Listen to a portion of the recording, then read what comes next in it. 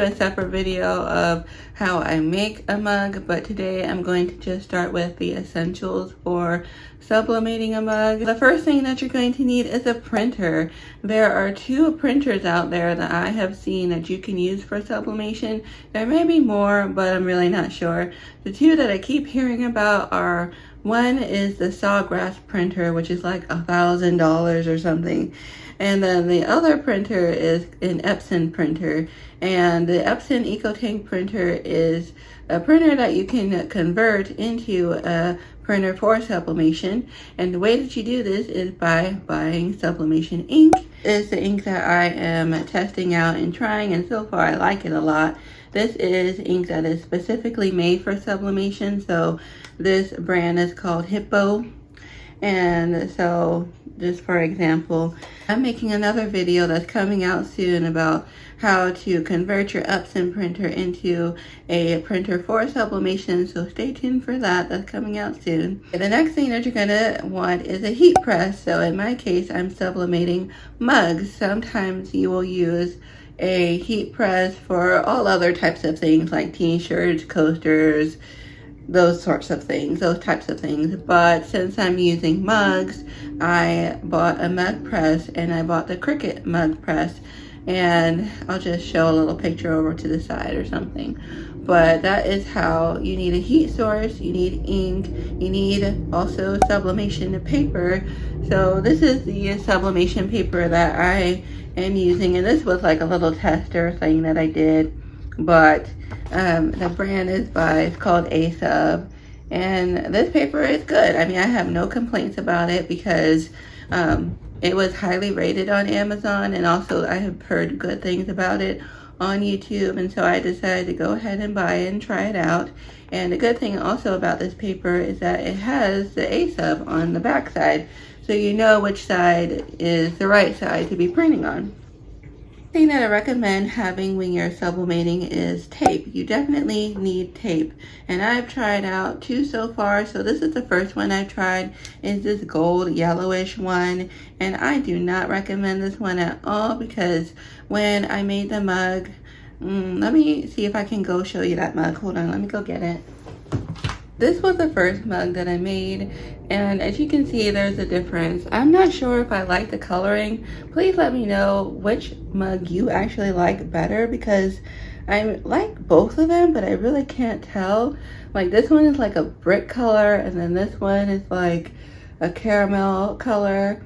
But yeah, let me know in the comments which one you like, because I'm going to be putting these mugs on Etsy possibly pretty soon. But yeah, let me know down in the comments which one you like. The yellow tape actually left some markings on there, like residue, and in the I can see it in the sunlight, but I'm not sure if you guys can see that. It is very, very subtle. Ended up picking up the Cricut. That is so hard to say. I don't know why it's so hard for me to say Cricut, but I ended up going for the Cricut heat tape, and it's blue tape, and I really, really love this. Cricut makes really excellent products, and this tape is specifically made for heat, heat projects basically.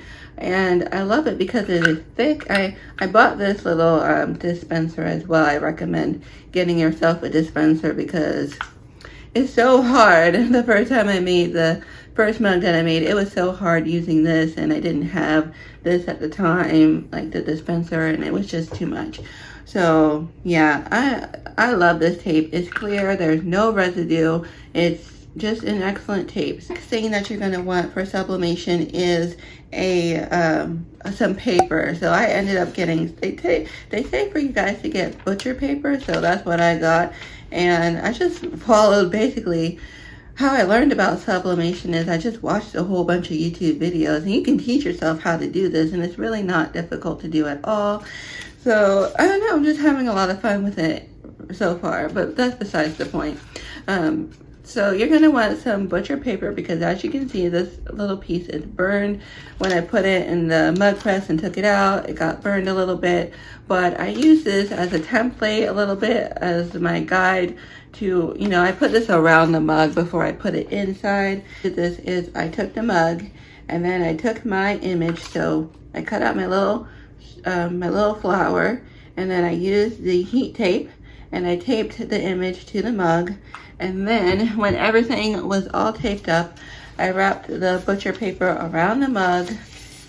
And then there's also another video, I will link it down below to show you guys how to make a template for your mug.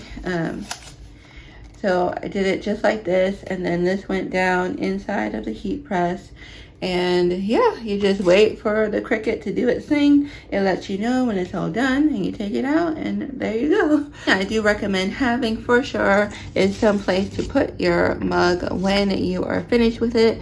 So I ended up getting a heat pad. This is it. It is by Nikapa, and this little mat was $10 on Amazon, and I really like it. It has these little gold specks in it. Not gold, it has like silver shimmery specks in it. I think it's really cute. Why not? But yeah, I recommend having something to put your mug on after, because it's really hot and you do not want to be touching that thing. And I also bought these heat gloves. So they have these little rubbery feet on the outside and like on both sides. The only thing that I will say about these is that they don't fit my hand just right. You know, it's this little piece in between the fingers is a little bit short, but I still like them. They do the job. It helps for when I'm taking off the tape because I'm impatient and I want to see what the image is. I don't know why I didn't talk about this before, but it's an obvious thing. You're going to want a mug, and you're going to want a coated mug that is specifically for sublimation, and you don't want to be using a regular mug. That is just a no.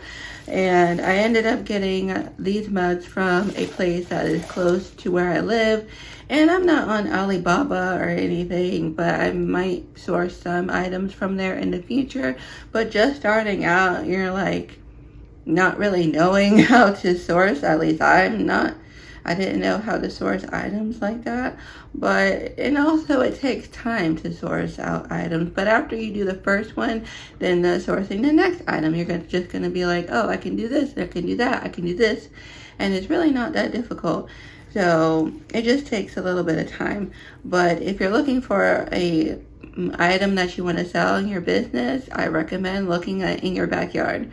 Like, look up whatever you're looking for in Maryland, in wherever you live. I'm sure that you can get your products come to you in a short period of time, because these mugs came very close to me. They came in like 2 or 3 days after I ordered them. They were at my doorstep. All right, just rounding out the last little bit of this video, there are a few things that I think are helpful to have when you are sublimating or just doing any crafting project. So you're going to want to have a pencil to write, and I use my pencil to make markings and to help figure out on my template when I'm making the mug. I use the pencil to kind of mark where I want to place the image. And so that's that. You're going to want something to cut your image out. So obviously scissors. This is a paper cutter that I've had for a couple years now. And yeah, so you could use something like this to cut your images out. And then you're going to want a ruler as well. So this one, I think I actually got this one from the Dollar Tree. No, not Dollar Tree. I think I got this from Walmart. Like, I was like 10 years old or something, so I just had this. So yeah, and you might want to have like a crafting grid, and they have big ones, but I just have this one. And once again, I've had this for years. I've had this since I was like really little, really young. It's by the brand called Klutz. Klutz. That sounds really weird to say. But yeah, so I just use this as well when I'm cutting things out and getting my lines straight. And I think that's it. Thank you guys for watching this video. If you found it helpful, please let me know by clicking that like button and subscribe to my channel. And I will see you guys in my next one.